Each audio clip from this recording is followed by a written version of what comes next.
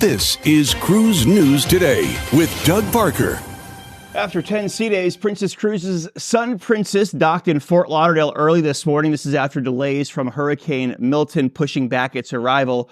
It was originally scheduled to arrive on Wednesday, but was delayed 2 days because of the storm.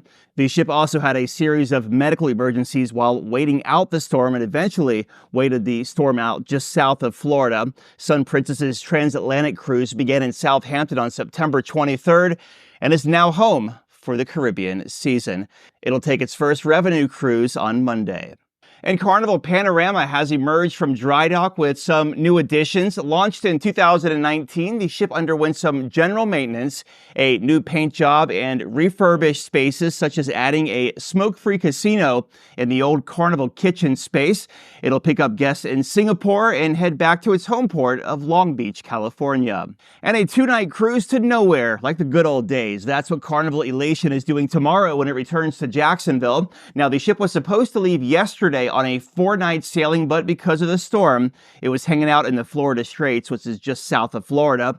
A text to guests said, quote, "We are now planning to operate this voyage as a 2-day cruise departing Saturday, October 12th. Given the shortened duration, there will be no port visit." Of course, that leaves returning guests with 2 extra days of cruising as well.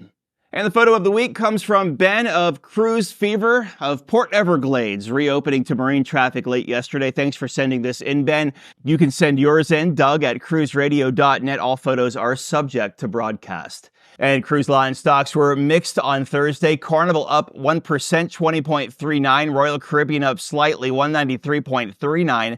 Norwegian down slightly, 23.02. Viking down the same, 37.84. Lead on a story, let us know. Tips at cruiseradio.net. Have yourself a great weekend. I'm Doug Parker with Cruise News Today.